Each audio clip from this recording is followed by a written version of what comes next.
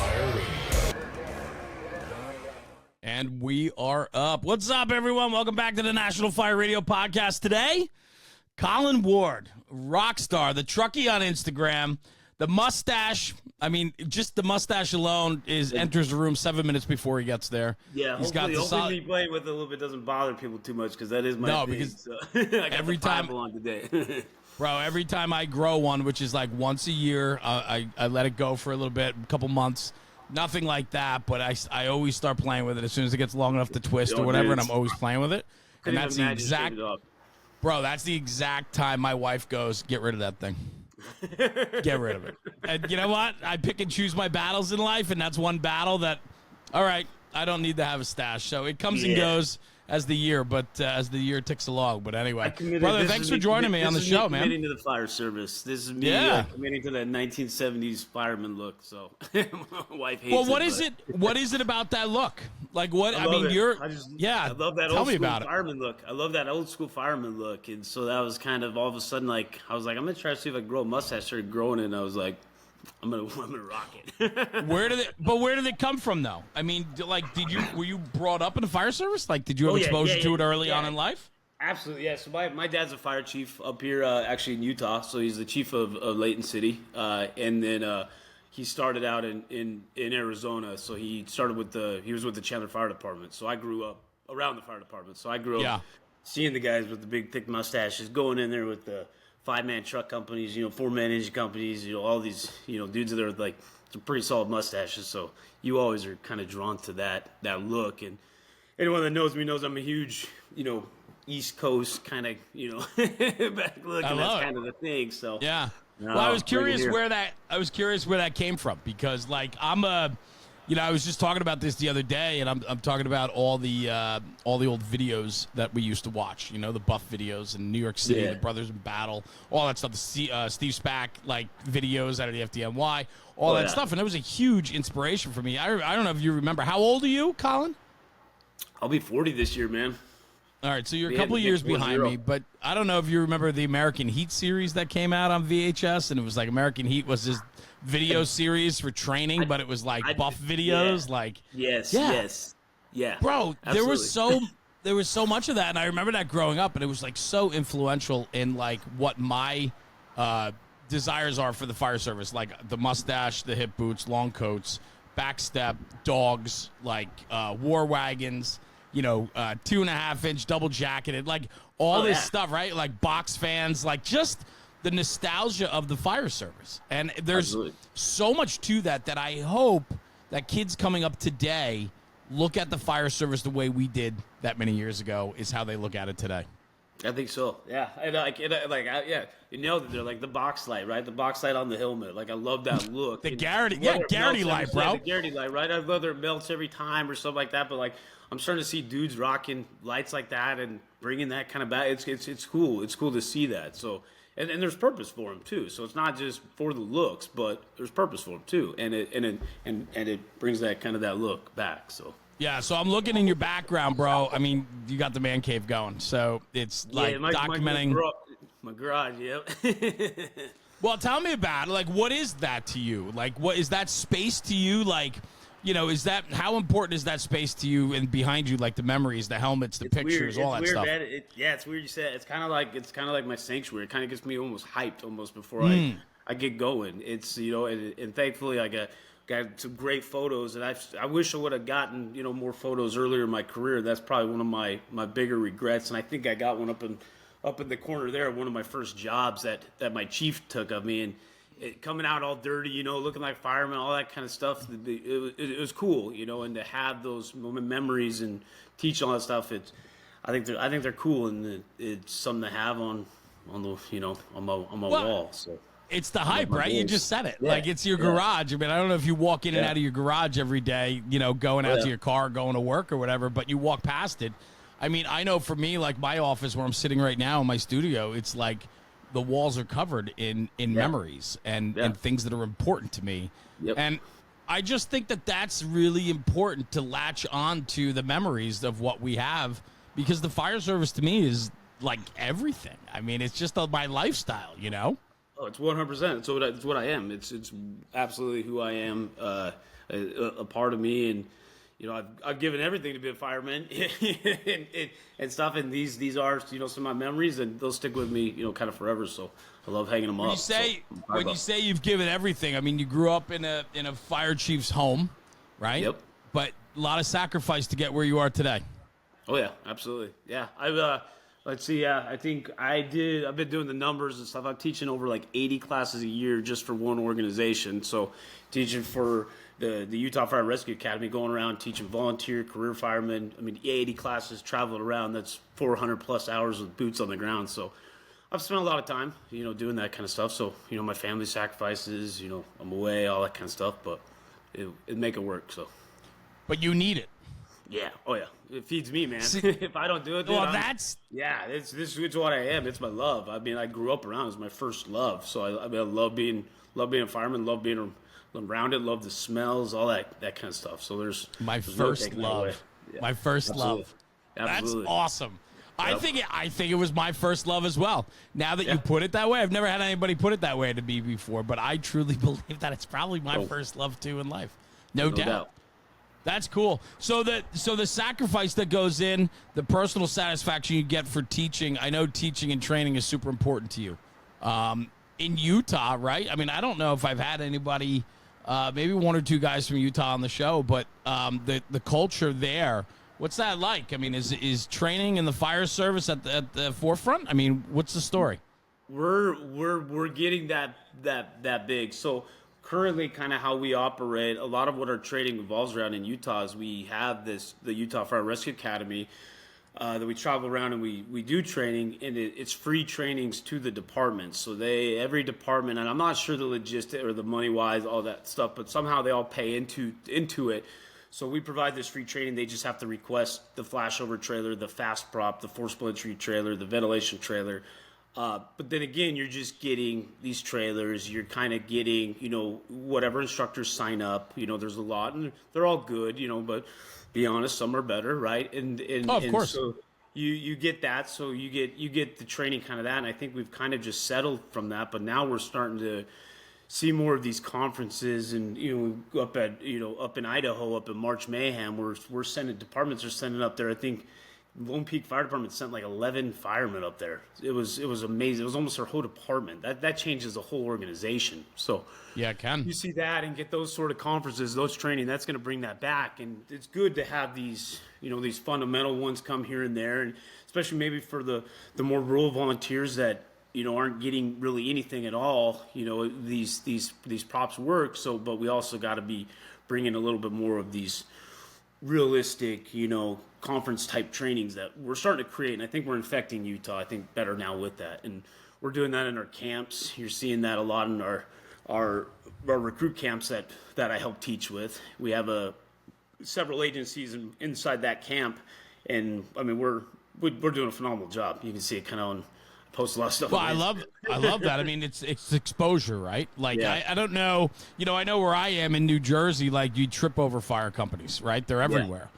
And so it's prevalent, and I'm assuming that it's much more rural in parts of Utah. And so to have access to an academy or, guys that are going to fires on a regular is probably not as prevalent as it is here for me and my guys, right? So you guys have to go after and travel to go find that facility and that type of training, right? I mean, Absolutely. So for you guys to be able to bring that there and then create that culture of excitement where guys are like, you know what?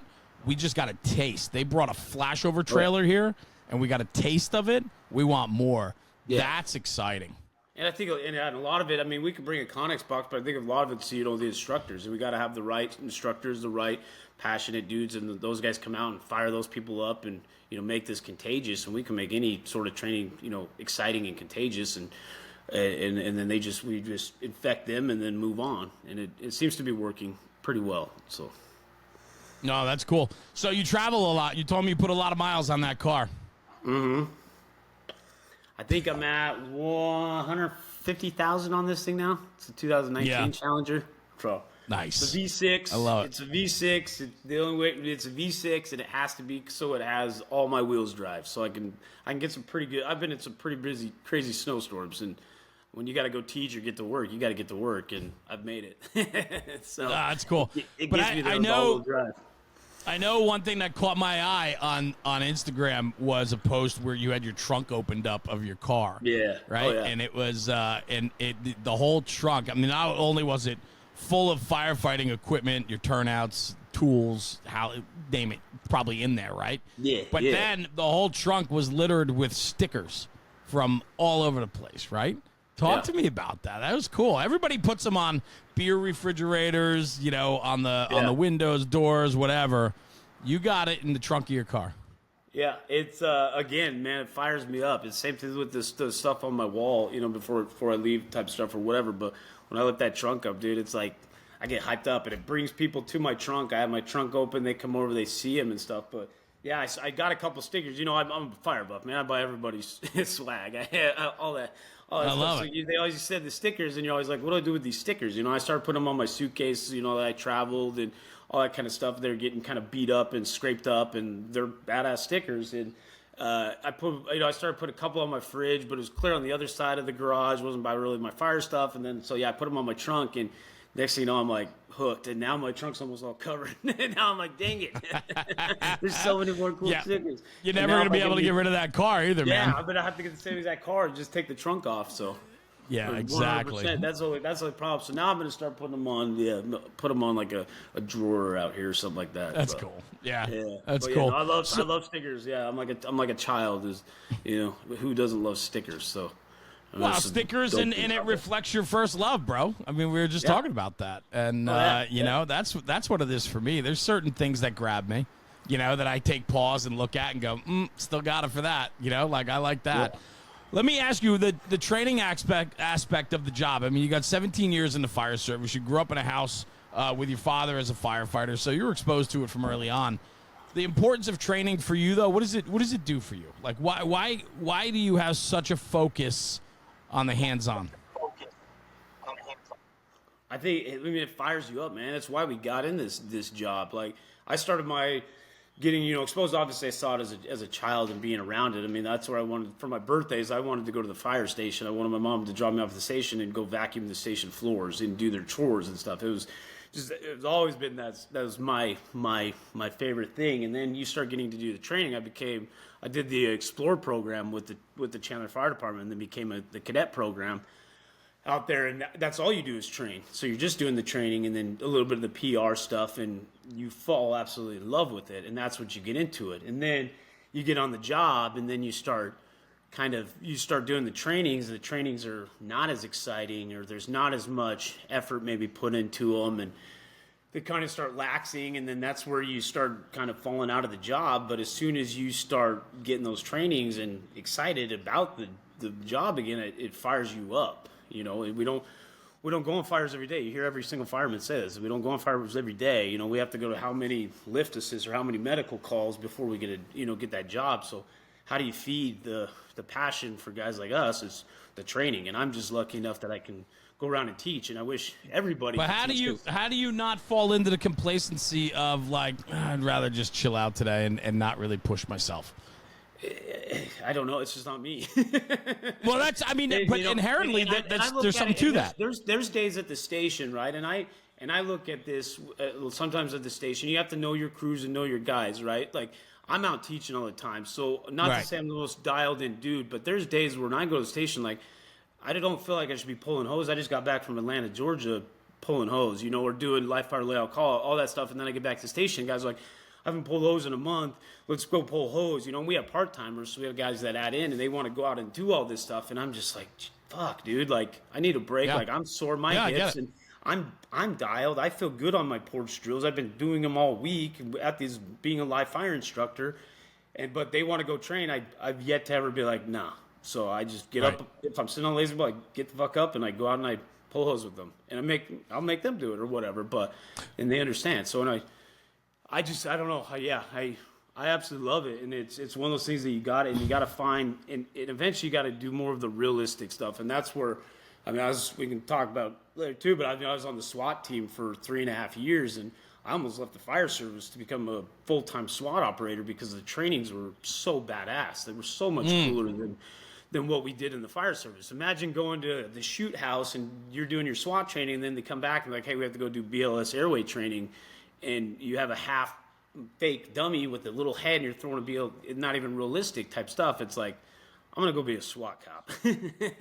So well, there's something to that. I want to explore that a little bit more because that's pretty cool, man. I'm glad you went down that road.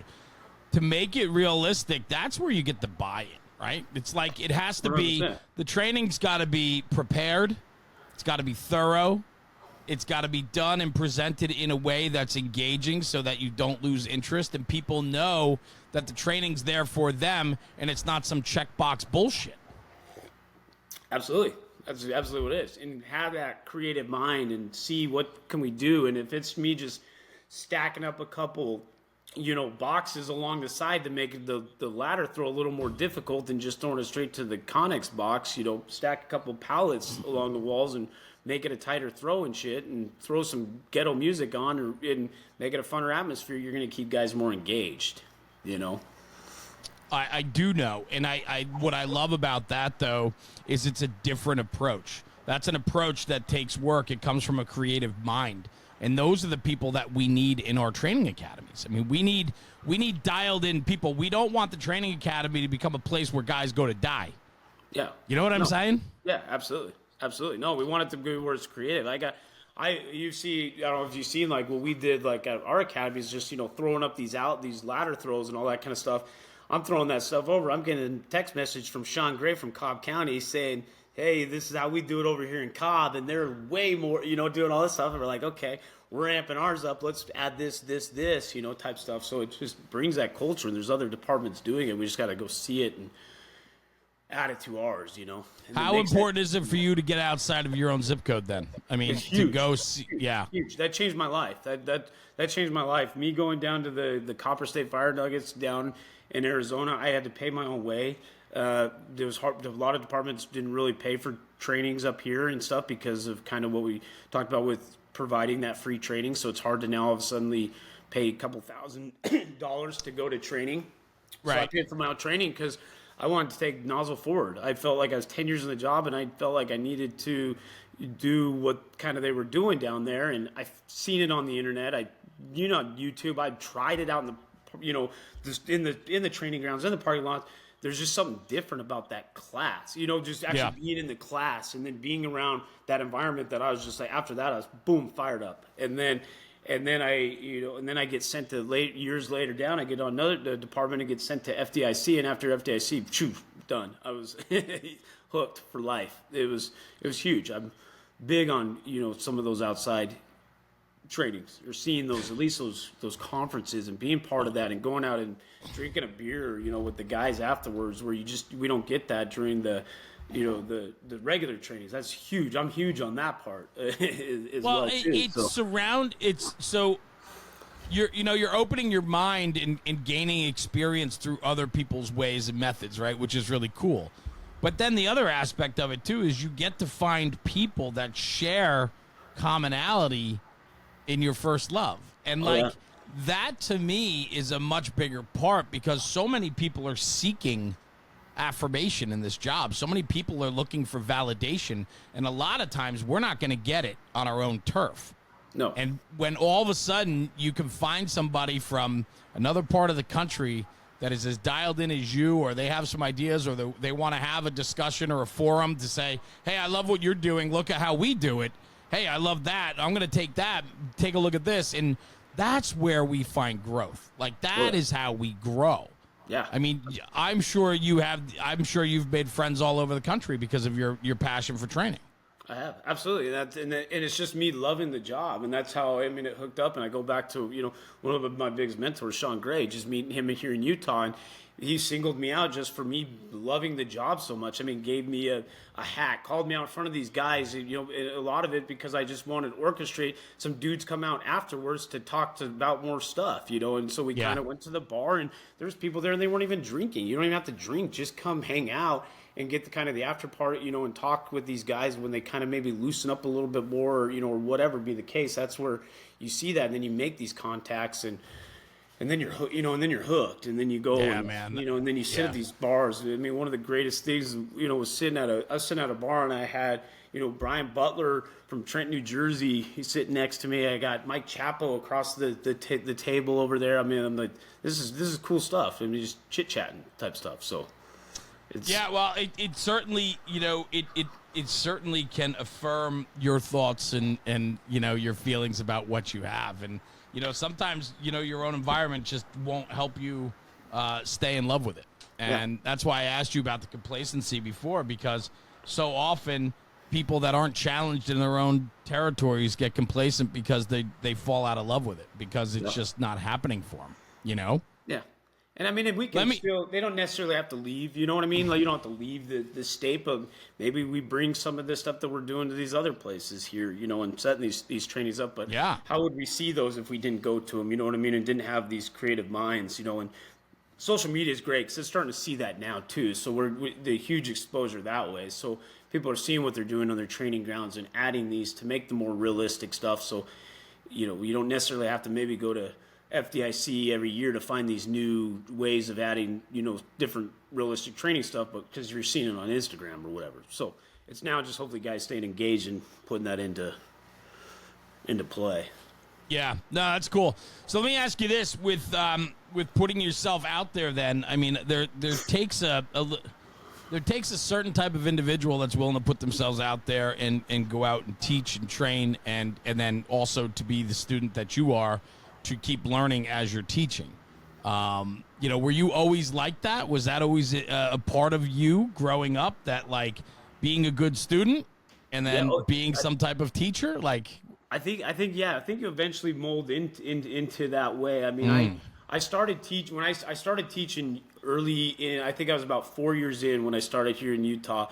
And I was told, I was like, you're going to need to be a master of what you're teaching on, because you're 20, I think I was 24 years old. You're going to go into these volunteer departments. These guys have been doing it for 25 years.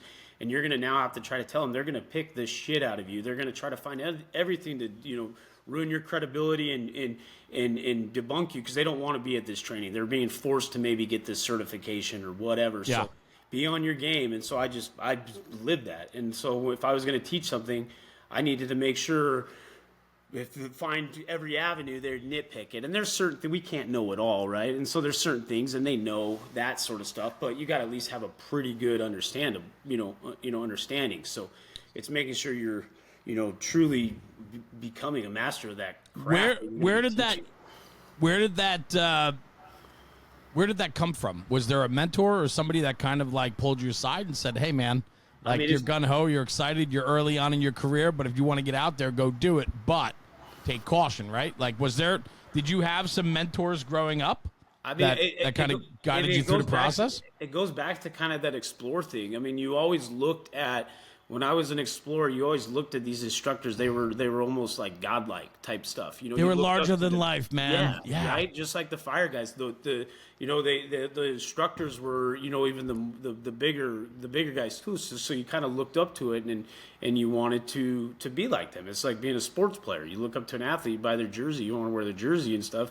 You know, I want to be those guys. I want a shirt that said instructor. I wanted to be good enough that hopefully they thought I was good enough to teach that skill one day or whatever. So I saw that, I think, early on, and, you know, my father's traveled around and very recognized as an instructor here in Utah too and stuff. And so holds a pretty good legacy too. So I've just kind of tried to develop that, and you always want to make your father proud. And I like, yeah, no, for sure. I mean, now he gets it. He's like, "Hey, are you the Truckies' dad?"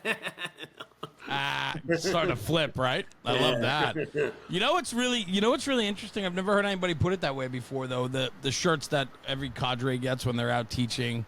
You know, you go to a conference and the guys that come in to teach, they get shirts to wear, and always on the back, typically, it says instructor. Yeah. And you take that for granted it's just another shirt to get dirty at the conference and so on. You take home 2 or 3 of those shirts from a weekend, you take them home, and now you have a pile of 157 instructor shirts of all different colors and dirtiness, you know, from the last shit. Right, wow, you're gonna get there, bro. You got a long road ahead. But my point is this: it's like what you just said. The value behind that, recognizing that wearing that instructor on the back of your shirt is much more than just the T-shirt. Like, you look at it from an early age and saying, I want to be worthy of wearing that shirt. Absolutely. And you don't want to be that shitbag and then lead someone to never want to be on a cadre. Like, why would I want to be that group of dudes, right? So it could flip either way. But usually it's the larger than life, or the people that want to eventually be that way. And then, you know, that's the thing. I eventually I want to put ourselves out of our job as instructing, because I think everybody should be doing this. It really makes you truly fall in love and have more pride and truly live it. The problem would be is if we're all instructors, then who do we teach? But we'll never get to that point. But if we do, then that's great. Then we'll figure something else out, man. Then we'll figure something else out. So we'll always still be training together. But I'm still stuck on that. The pride of being able to put that jersey on, if you will.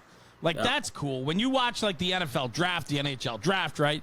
It's like they get called up. The team selects them. They come up to the stage. What do they get? They get their jersey, right, with their name on it, right, and the team's logo, and their future now is moving forward to the big leagues, right? And I think that, like, for people, like, I want to stress how important that is. And like you said, when I was growing up, I looked at these guys that were firemen with my father. I looked at these guys, like you said, godlike. Like, these guys were pillars. They were giants. Absolutely. And I always aspired to be like them. I always wanted to be like that. But it takes the work to get there. It takes work to earn the instructor shirt. Anybody can go over to the box of shirts on the conference ground and okay, I'm just stoking today or throwing pallets on. But you still should be proud to be able to put that shirt on, that Absolutely. You're there as a part of it, right? Absolutely.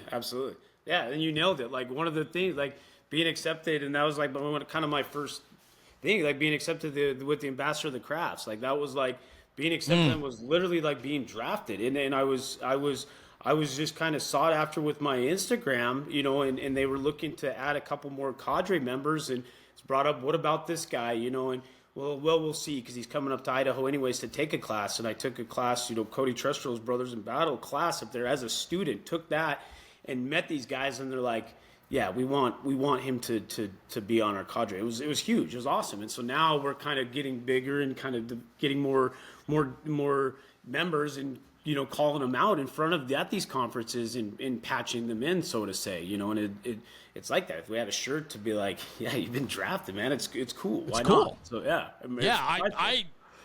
I agree, man. I couldn't agree with you more. I think that's a great visual for sure. I want to go down the road a little bit of your career and so on. I mean, we got your early days growing up at home and stuff, but you know, and being exposed to the fire service with your father, but your own path. 17 years in the fire service. You went right to a career job, right? No volunteer time prior, no. Right? Yeah, I did part-time for a little bit. Part-time. Yeah, so you would, and then there was a couple of times, I mean, I'd volunteer a shift. The department was kind of small enough where if you wanted to get your name out and more exposure to get it that full-time job, they would kind of recommend, hey, volunteer a shift. So I moved up new to Utah and didn't really know a whole lot of people. And I mean, when you love the fire service, you just want to be around it. I was just volunteering some nights and just go in and play video games. Just for opportunity. Yeah, just for opportunities. Yep. It was catching jobs and going to work just as a volunteer. And yeah, there was no issue with that. And then eventually you had to be part-time, you know, and then they needed to make it just either part-time or career. And it was just pulling part-time shifts, and then got a full-time job. Well, that's cool. Yeah. And then I know you go ahead. Yeah, so I started at Weber, a fire district. It was a district at the time of 6 stations, and it covered 500, I believe, in like 33 square miles area. So I bounced around from a few different stations, some kind of in, you know, cities, some rural, all those kind of, you know, mixed areas.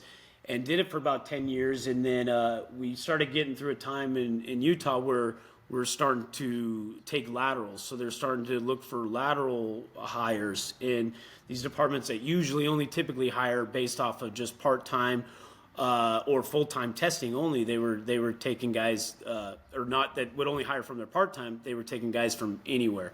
So the city of South Salt Lake was doing laterals, and I kind of wanted to be part of the city. I just wanted to be, just try that out. And I thought that would kind of, my love had always been in being an instructor, and I started kind of teaching them too. And I was like, this might be a good avenue too, to get different exposure here and start adding that into my teaching. And so I tested for that position, got a job, and I spent 3.5 years there at the city of Salt Lake. And it was great duty, busy city, right there, right next to the capital city. And then and then Pleasant Grove had a lateral testing process, and I was at my career now to where I needed to start looking to maybe promote. And when I did test for, or when I was with South Salt Lake, the thing is you had to have 7 years with the city to test for an officer. And that was just kind of their policy. And it had been in place forever. And I'd only been there for 3 years, and this lieutenant position came up at Pleasant Grove. And they were looking to kind of hire some guys with some experience. They're a newer department. We've been a career department for I think about as long as I've been on the job now. So they're starting to get movement and change, and they needed some guys. So they opened up this testing outside. So I tested for it to see how I would like it and see if it'd be a good fit. And yeah, I got the job, and there I am. So it's great. I mean, it's cool. Something I hear though, right through that kind of the timeline for you is a few different fire departments. And so obviously not every department is the same. I'm sure there's a lot of differences between the different departments, right? So were they came through in your life at a time when you were looking for change or different direction or seeking something more? I mean, why the multiple departments? I get the one with the lateral transfer for the officer, position, but I'm just curious because I'm always intrigued by people that work for different departments, because you come from a background then of seeing how it's done somewhere else to go somewhere else to see how it's done there. And so you get an appreciation for what works and doesn't work, I think, more so than most people. Yeah. And I think, and the thing when I left the district, it was great. The thing that I felt like I was missing and I wanted to try in my career is I just wanted to be in a city and be in the ghetto and run down the sky, the high-rise buildings and hear the echoes of the streets. And I just kind of felt like that was missing, that I just wanted to try and do, and then get maybe a little bit more job exposure when the little city's a little more densulated. And I get a lot of jobs at Weber, but a lot of times I'd be rural and you'd be driving 15 minutes maybe to get to it. And now it's a defensive job, as aggressive you can be type stuff. But this is more a city with companies stacked on stuff. So I always kind of wanted to be a part of just a city and not multiple cities. At the time, I got it.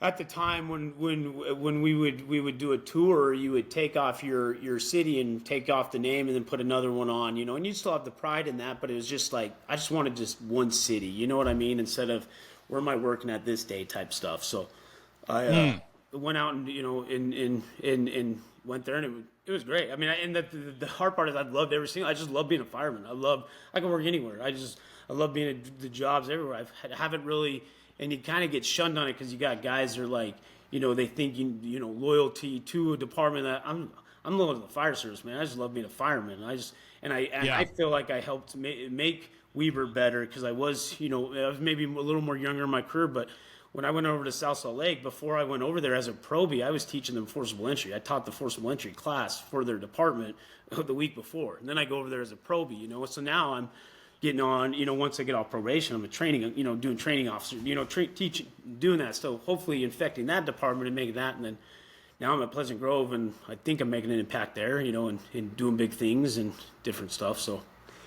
Well, and that's it. And I think, you have the opportunity to bring a lot to the table with your exposure to the fire service. I mean, working for different types of departments, but then also traveling and training as much as you do. It certainly helps in sharing a message. I want to go after the lateral thing for a minute. It's really interesting to me, where a lot of fire departments today are looking for lateral transfers. They're looking for, and that's from anything from firefighter up through officer positions, lieutenant captains, chiefs, and so on. And I was just talking to Danny Dwyer a month back or so on an episode, and his department that he's with now, they were bringing guys in, I think, at a captain or battalion chief level, and because the department's growing, so their footprint's growing, so they need to build out the department. They probably didn't have the numbers to promote from within, and so they open up looking for lateral transfers. But that's also happening at the entry level too, where departments are seeking guys that already have training from other departments to come over to theirs. And I'm curious what that does to the landscape of firefighting in that part of the country, or in your case, Utah. Yeah. Because now you have fire departments that are basically competing against one another to get people to come to them. Yeah, absolutely. It's interesting. And yeah, I think it's a fantastic thing. I love it because I think it develops competition. I think it makes us be better. Like, why wouldn't we want our department to be the greatest and draw everybody to it and be a destination department, right? You look at the stuff that Chief Scott Thompson's doing with his retention rate. What was he saying? It's like 96% or something like that. Like, whatever they're doing is right. So we should be doing that and getting guys that want to come to that department. And if we have people losing and leaving our department, then we have to be self-aware and be like, why? Like, what are we doing now wrong? Like, what are they doing that we're doing? And then we're doing that, right? And so there may be some things that we can't do, and some people might just leave for different reasons, but we can keep a lot of people for, whatever those other departments are doing. It just develops competitions, and then it would make you want to be the greatest fire department. Could you imagine if I was trying to get sought after, like a football player or a pro athlete, and people recruiting me because I've developed my name for myself, and they're trying to get me just to come over to this department? I mean, that makes me prideful and want to be better at my job too. And then this guy's not getting picked up. He's like, why are people not trying to trade for me? Can you imagine if we could trade in the fire service? We're trading ladder trucks for firemen. Yeah, we could get wild in this game. We could take this whole new level. We'll trade you 5 Connex boxes for your 2 firemen and a whatever. It depends on the department of what they value most, right? Yeah. I mean, that's it. I think what's really interesting though, and what I'm curious about though, on the flip side, right? I absolutely understand what you're saying, and I think it's a unique way to look at it for sure. I wonder though, when departments are competing or become competitors of one another, are guys jumping ship for another 3? That, like, will guys leave? What's most important, I guess I should ask, right? What's the most important thing? Is it the culture? Is it the working environment? Is it the amount of fires? Or is it money, personal time, right? Because we're in a fire service today where we're focusing a lot on ourselves and maybe not so much on the department of mission. And so where I'm kind of headed with this, and I would love your feedback on it, is just when we have opportunity to leave to go somewhere else, maybe because the grass is greener there, are we not giving enough chance to where you are already because you have too much opportunity? True, and we've seen it. We've had people lateral over and then lateral back.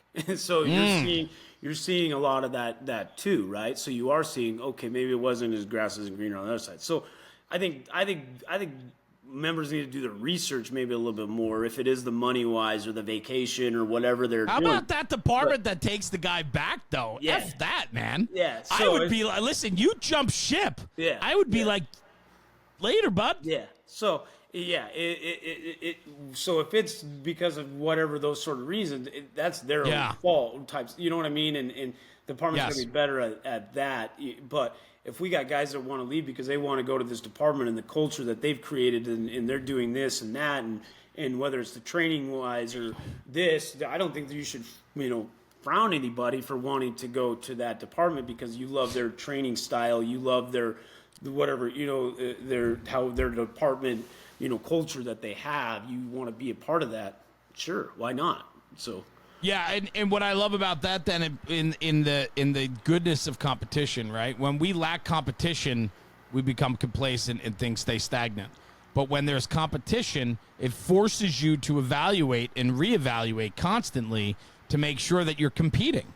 And if you have people that are leaving, like the most important thing I would think for departments is when guys are leaving the job, the exit interview has to happen, and there has to be a very realistic approach to the conversation of why are these guys leaving and what aren't we providing for them at home that they're more attracted to somewhere else. For sure. And there's always the one, right? Like we all get at a promotion, like you leave our department to go be a captain, or maybe you need a bugle because you want to test for a training, department. And that's kind of where I was at in this position. If I want to retire from the state of Utah after 20 years and go get another job in another state, maybe be a training officer for a department in another state, a lot of them are going to require you to probably have at least so many years of supervisory experience. So I was looking at a lot of that avenue too, to say, okay, here's a lieutenant position. So I get a bugle. I'm now a supervisor starting today, and then now that rides it out. Whether I'm driving the fire engine and acting in,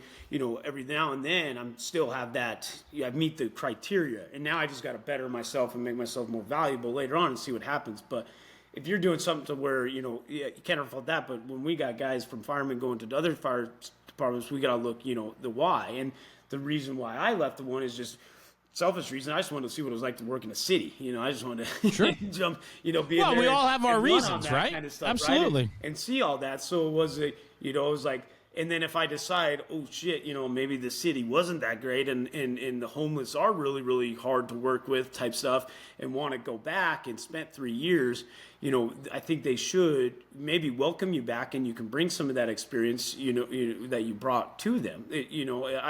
If it's done for sure. Correctly. For sure. Yeah. Right. And so and I felt like if I would have left Weber and say I went to South Salt Lake and I couldn't have hacked it or whatever, and I was like, I need to get out of here because it's, ruining my life or doing like that, and I've got some good job duty, I saw these things and wanted to go back to that department, I would hope they would be understanding that, I didn't leave because I'm like, screw this place, you guys don't do anything for me, blah, blah, blah. It was mainly just because I wanted to go opportunity. I wanted to go on a 20-story high-rise fire, or whatever, or go on these multi-family dwelling fires that there's way more opportunity type stuff. Yeah. So I think opportunity kind of evaluate and see, and then like I said, it's got to be the members have got to see why are they jumping the ship, and that's where you create the department that you're not just lateraling just to fill seats. You're lateraling because you're trying to create the best fire department in the state or the world. Why are you lateraling? Is it just because no one's wanting to come there and you're trying to get a quick fix to get a medic or to be on a box to go here, or are you literally trying to lateral to have the greatest fire department in the world, which we all should strive for? We should. I mean, I want to ride with rock stars, right? Like I want to be on an engine or a truck with, absolutely. And I want to be the worst. I want to be the worst guy in that group, right? Absolutely. Yes. Yeah. Yeah. I agree. I don't know how many people look at it that way though, but I've come to really appreciate that type of conversation. And I love being the dumbest guy. I love being the guy that needs more improvement than the next guy because I got something to work towards. Oh, absolutely. You know what I mean? A sponge. Yeah. Like, that's been some of the greatest thing. I mean, dude, I've had some of the greatest moments of my life, being in, we talk about traveling in my car. I mean, one of the first time I had Cody Trestrell in my passenger seat. I'm just bringing Cody Trestrell from teaching or talking here to drive here. Like, I want to be in a rig with that kind of guy all the time and just feed off his knowledge and his sort of stuff. And then a couple weeks later, I got Kyle Ramicus in my car and cruising around with him and feeding off him and learning all his stuff. I'm like, could you imagine being in a rig with all these dudes? Like, we'd be the baddest motherfuckers in the world type shit. Like, you want to be, I'm the dumbest one when it comes to all those guys. Well, and you want to be. And when you got a company staffed like that, you can take on the world and win. Oh, yeah.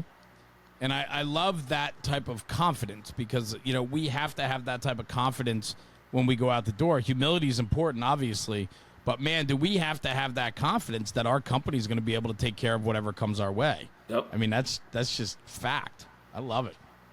So what else? What else drives you? What else gets you crazy? You got the Truckee handle on Instagram.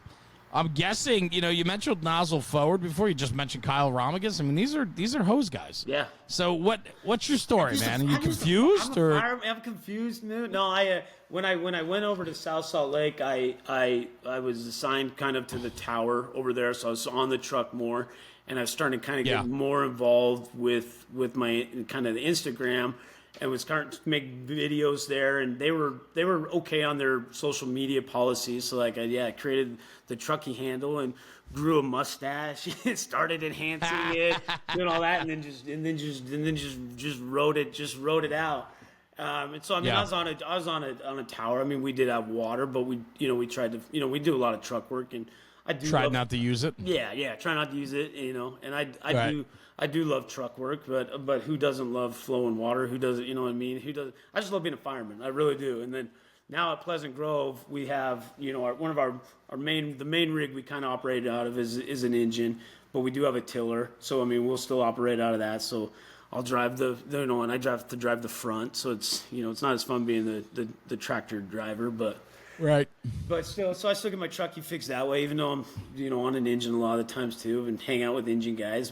And then I teach with the Ambassador of the Crafts. A lot of what we do is engine work, but I kind of got brought on with that truckie aspect, or the forcible entry kind of side of stuff. So the Ambassadors of the Craft serves as one of the select few instructors in the state of Utah to be part of a national cadre that travels around country training fire departments in firefighting fundamentals. So who is it? Is this a group of guys from... So Jason Fulmer out of California created it in 2016, and then we've kind of just been branching out, and we got several of us now kind of starting to get a little bit bigger, and we've been teaching. We just taught up in Atlanta. So we're up in Atlanta, Georgia. We taught the fundamentals of the first two nozzle men up there and sold that class out, and it was freaking phenomenal class. Everyone, I think, loved it. We got great feedback. Get texts from guys yesterday from Florida about questions on, nozzle reaction, different stuff like that. The whole reason why we do this, and keep, feeding that and spreading that, the poison, so to say. So it's just helping us do that, adding more guys. And then we go up to every March. We have March Mayhem up there, conference that's getting huge. So we sold that class out this last March. We sold that thing out in like 40 minutes, so it sells out pretty quick. So we're just getting bigger and trying to add more stuff, man. Just trying to spread the poison, like every one of us is trying to do. So why is it the poison? Because once it gets in you, man, I don't think you can get it out of you. It's just, it's infectious, man. That's Cody Trestrell's thing right there. I can't take credit for that one, but it's true, man. Like, whatever that is. I always wondered why we call it the poison, right? Because I always thought, for a long time it was, this was a subculture, right? What we're talking about today, 10 years ago was being kind of whispered, right? It wasn't as pronounced or in your face as it is today. And so I've come to really understand that, what was once a subculture, I believe today is the culture. Absolutely. I think that people that don't subscribe to micro conferences, that don't subscribe to making themselves better to promote the job, I think you're in a minority now if you don't. Absolutely. And get an Instagram. You know what I mean? Like, get a social media. And you can talk to these guys that don't have them. It's like, dude, you don't have to follow all these things. Just follow a couple of fire things, and you're gonna be kind of dialed in. You know what I mean? You're gonna see what we're doing and what we're creating. There's no reason for it. You know what I mean? There's so many avenues now that you see this. I feel like this shit for sure wasn't around when I started, and now it's like, and I'm towards the tail end, and I'm riding the hell out of this thing because I love it, and I don't have forever in the fire service. So I'm gonna ride this thing out, till the end, and then it's gonna be gone, and hopefully I get to just sit back and just watch. All this stuff, and maybe I made a small impact or help. I don't know, but I don't know if I'm gonna sit back, man. I don't either, dude. You know what I'm saying? Like, I'm listening to you, and I love it. It's romantic. I always said, like, my big thing was always, I know I've made it in life where I never have to put shoes on again. That's my thing. I crafted that in my head. And I feel that, if I have to put shoes on, that means I have to go somewhere that I'm choosing that I have to go put shoes on. That means if I wake up in the morning and never have to put shoes on that day's under my control, right? Yeah, absolutely. And so for me, I always thought like life was going to be that time I make it. Life is good when I never have to wear shoes again. And I believe in that, and I still believe in it. But I'm also like the type of guy that was like, oh, I can't wait to go sit on the beach in Costa Rica and just like chill. Oh yeah. Yeah. And then I'm like, gotta have that balance. But I don't. Yeah. But I don't know if I can, man. Yeah. I could go do that for a week, 2 weeks, a month. But man, I'm starting to twitch again. Yeah. And I just don't think I can turn this off. And we may not. I just don't think I can do it. And there may be nothing wrong with it. We may never be able to turn it off, you know. And that's right. And that's where I want to be. And maybe we'll be a part of it forever. But if I feel like I'm that guy that needs to ever get out or leave or something, you know, I don't know. Yeah. Hopefully, I respect that. Hopefully, I'll recognize and I'll do it. But I don't feel like Hopefully, I'm not going to be that guy. And I always I'll but be there's a little, still a place. Be a little part of it, right? And I'll still retire and I'll still go out on the beach, right, and do my time and take these vacations, right? And another huge mentor of mine, you know, Ryan Pennington, he does a fantastic job of still getting away and doing all these sort of stuff and getting out on the beaches and stuff and being in the moment, you know. And he talks about that when he's at home, you know. A lot of times, like, there's days I have to shut my phone off because it's a lot of, you know, I'm getting hit up on social medias or it's constant fire. I could be constantly in it, and I am in it, you know, even when I'm at home. But there's certain days I gotta completely, you know, be where my feet are at that time, right, and turn that off. So as long as we have some of that balance. But yeah, you go on a vacation, man, you're itching. You get back and we'll just, I get it. we'll have to see at the end. I don't know. I have no desire anytime soon. And if it's me maybe retiring, I have a small part of maybe going around repping gloves or something. I'm still around that environment, right? And we've had guys. We've had guys retire and they can't do it. They get back in and they're reps for selling fire engines, and that's their fix of just smelling the rigs and those sort of things. Well, so I think that's a big part of it. You said it before, right? Like, you got to know, you know, if it becomes a time where you need to take a step back, you got to recognize that. But there's still a space in the fire service. Like, that's the beautiful thing about what we do in the fire service, is that there's always going to be a place for everyone that has come up through the system, because, you know, we need to continually learn from you. It might be in a more informal way, or in a informal influence, if you will, or just being a quiet voice in the back of the room and not the guy on the stage anymore. For sure. However, we still need you. You know, we still need guys like that to contribute and be a part of what this is. And you said it best early on, and I never really heard it that way before, but this was your first true love. Yeah. Like, you don't ever want to lose your true love. No, absolutely. Man. No, absolutely. That's it. Yeah, you fall in love with this, you know, and it really is. It's your true very first love, and the rest of the stuff's got to compete with it now. So. And it could break your heart. You could have good days and bad days with it. I mean, it truly is an unconditional love. In fact. And that's how I'm sitting here thinking about it. Like, I remember those early days in life, like as a kid, being exposed to the fire service, and like just how important it was for me, and how I, you know, when it entered my life every day, whether the fire siren blew and you heard it, the plectron went off in the house for my father to run out the door, or the fire truck coming down the road, like whatever it was, that moment that happened, it was like everything else changed. And it was like, it was something that was just a lot of it was great, a lot man. Of it too. Like, I love it. This just simply the smells. I mean, if you've ever been injured, been away from the job, I've been hurt and been off the job for a few months, and then as soon as you walk back into that bay and you smell that smell, I mean, dude, come on. Listen, you know what I mean? I love going to I visit firehouses all over the country. We walk in and go, oh, it must have been a good tour last night or something, because, man, it smells good in here. Yeah. You know what I mean? Oh, yeah. And there's something to that. As long as it's not the burnt food all the way out in the street, you know, we're good to go. You know? Exactly. For sure. So what's next for you? Like, what do you want to accomplish? You got 17 years in. You got at least another 25 to go before you settle down at all. Yeah, if that, right? I mean, you're a young guy. So what do you want to do? What's next? I mean, you know, the training's important, obviously, but what do you want to do? Is there something bigger, broader? I'm just keep doing that. I mean, just keep doing what I'm doing now. Just keep grinding, and hopefully these conferences, and like you said, you know, we're getting out and getting you know, more exposure doing those, because that helps us too. I mean, that feeds us, and you know, traveling around and teaching, and plan to keep doing that. You know, we'll just see. So just showing up to work, man, riding on the rig tomorrow morning.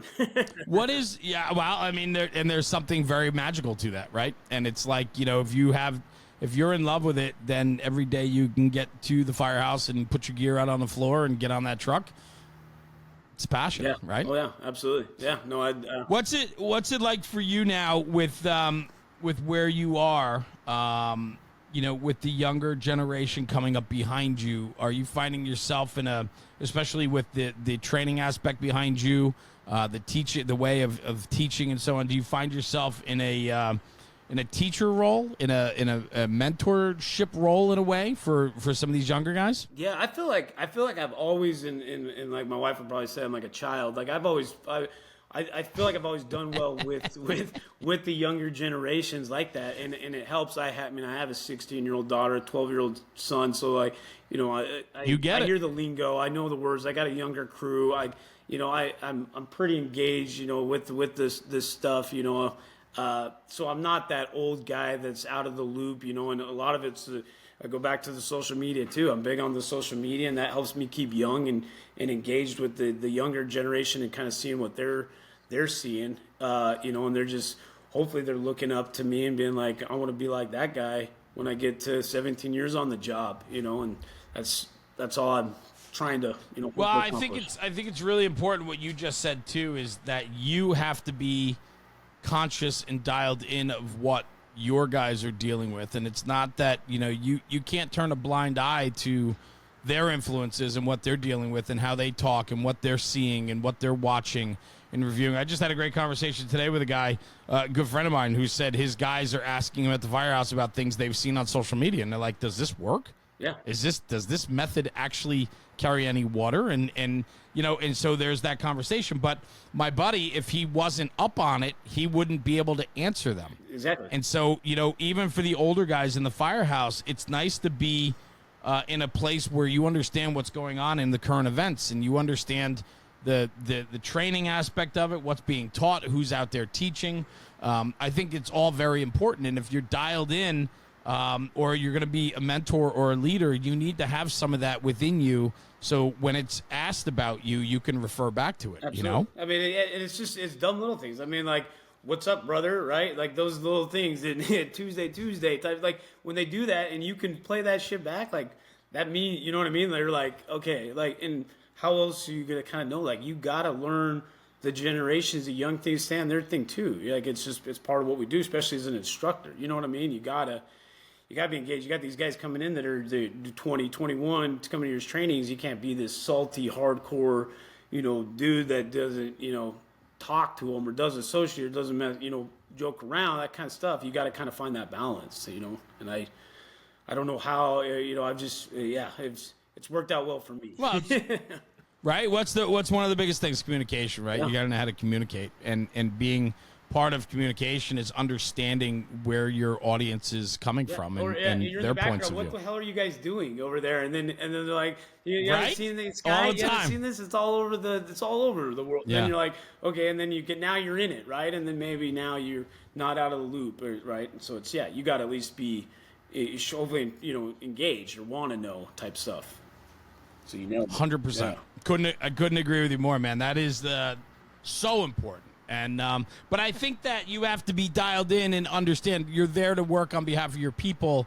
And when you're working for your firemen, those back step guys, and they're younger and they're cut from a different cloth and they have different influences, they come from a different generation, you got to know what makes them tick. I mean, you got to do your own homework, right? You got to go all in on them. They're your people.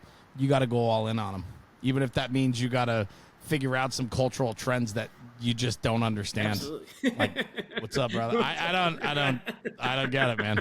I don't get it. You know what I'm saying?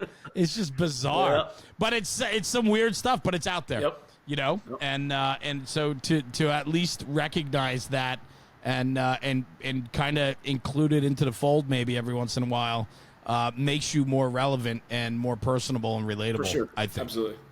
Yeah. Cool. Colin, thank you, brother. Great conversation. Goes super fast as always, but I'm excited to see what's next from you. I think there's a lot. I think you got a lot to offer. I want to see more pictures of the trunk. I want to see more mileage of you traveling. Have a sticker. Have tools. Have you sent me a sticker? They're coming. Okay. They're coming. All right. I was getting some stuff together. All right. So, but have tools. Will travel. Colin Ward, man, you're doing it right, and I just want to thank you for spending some time with me on the show. This was rescheduled. I had to bail on you the other day, which I hate doing. I've only done that a couple times. No worries. But I just appreciate you working with me on that. And good luck with everything in the future, bro. I think you got everything in front of you. And as long as you stay true to the job and keep pushing your training and educating the guys around you, it's a win, man. Absolutely. Thanks, brother. I appreciate you having me, man. Cool. This was awesome. So thank you. Yeah, it was a lot of fun. So where can people find you? They want to reach out. They want to pick your brain. They want to talk about things or check out your social. Where can they find you, Yeah, Colin? they can hit me up on Instagram, the Truckee. So hit me up on there and on Facebook, too. I got my Facebook up, too. So, yeah, I'm pretty... Are you going to be teaching anywhere anytime soon? You got anything coming up? Just local stuff. Just local with the Utah Okay. Fire Rescue. I got a few forcible entry classes up here with the neighboring department next week. A couple flashovers and back at the grind. So it's starting to get in the grind of things again. Good. Well, brother, I appreciate you spending some time with me today. It was a pleasure getting to know you a little bit more. And thanks, man. We'll see you at the next one. Brother. See you. Bye. Cool. Stay right there. Don't go anywhere.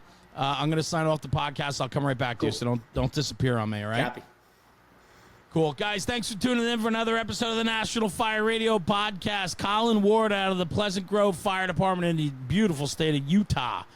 Bringing a lot to the table, including an incredible mustache. Check him out on Instagram at The Truckee. And I want to do this. Take this conversation. I want to tell you this. Take this conversation, take it back to the firehouse, and talk about it, because when we're talking about the job, we are always making the job better. We'll see you at the next one. Jeremy, National Fire Radio.